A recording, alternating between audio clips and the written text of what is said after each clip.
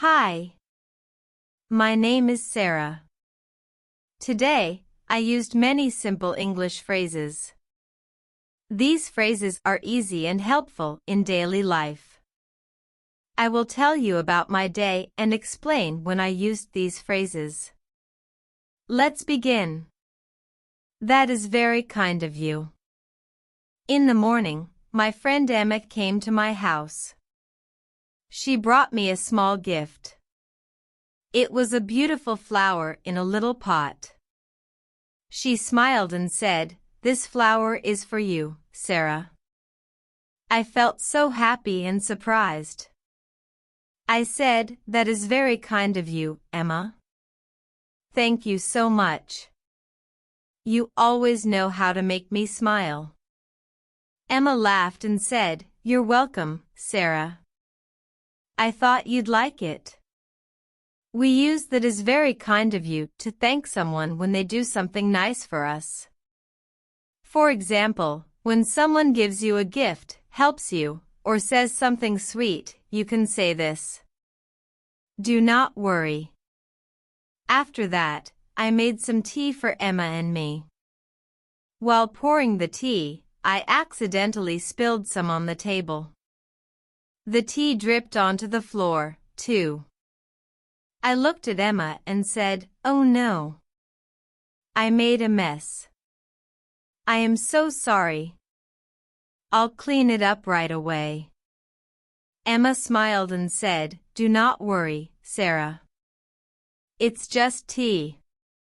Let's clean it together. It will only take a minute." We quickly got a towel and wiped the table and floor. Emma said, "See? No big deal." We say "do not worry" to tell someone it's okay. It helps them feel calm and less stressed. You can use it if someone makes a mistake or feels upset. That is great. After cleaning up, Emma sat down and said, "Sarah, I have some good news. I got a new job at a bookstore." I was so happy for her. I said, "That is great, Emma. Congratulations. I know you love books. A bookstore is the perfect place for you." Emma laughed and said, "Yes, I'm very excited. I start next week." We say "that is great" when we hear something positive or exciting.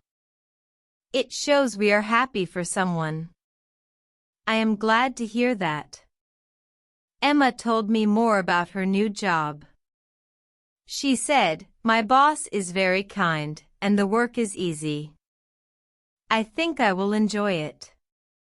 I smiled and said, "I am glad to hear that, Emma. You deserve a nice job.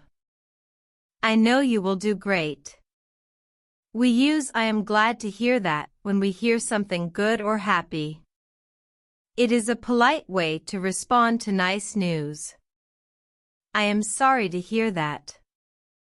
In the afternoon, my neighbor Tom came to visit. He looked sad. I asked him, "Tom, what's wrong?" Tom said, "My bike broke today. Now I can't ride it anymore. The chain is completely stuck." I felt bad for him and said, "Oh no. I am sorry to hear that, Tom. Maybe we can fix it together later. Don't worry too much." We say "I am sorry to hear that" when we hear bad or sad news. It shows we care about the person. Enjoy your meal. At lunchtime, I made some sandwiches for everyone. I put them on the table and said, "Lunch is ready. I hope you like it." Tom and Emma sat down.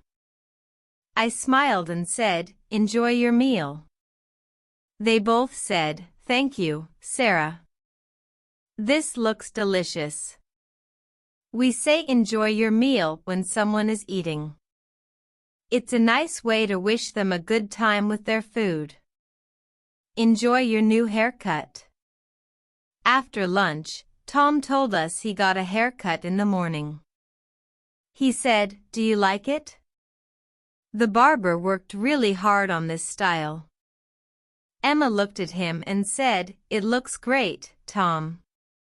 Enjoy your new haircut. It suits you." Tom smiled and said, "Thank you. I'm happy with it too." We use "enjoy your new haircut" to say something kind about someone's fresh haircut. It's a nice compliment. Let's face it.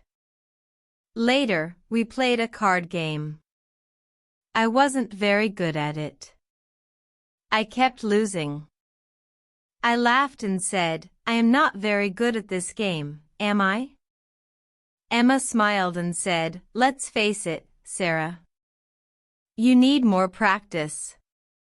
But you are trying your best, and that's what matters."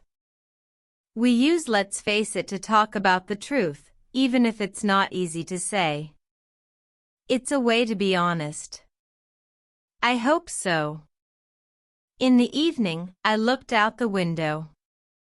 The sky was cloudy and gray. I said, "I hope the weather will be sunny tomorrow. I want to go for a walk in the park." Tom said, "I think it will be sunny. The forecast looks good." I smiled and said, "I hope so. I need some fresh air." We use "I hope so" when we wish for something good to happen. Frankly speaking. Before bed, we watched a movie together. Emma asked, "Sarah, do you like this movie?" "It's my favorite." I thought for a moment and said, "Frankly speaking, I think it's a little boring. But I like watching it with you. That makes it fun." Emma laughed and said, "That's okay. Not everyone likes the same movies." We say "frankly speaking" when we want to be honest about something. These phrases are easy and helpful. You can use them every day. Practice them with your family or friends. The more you use them, the better you will get. Keep practicing.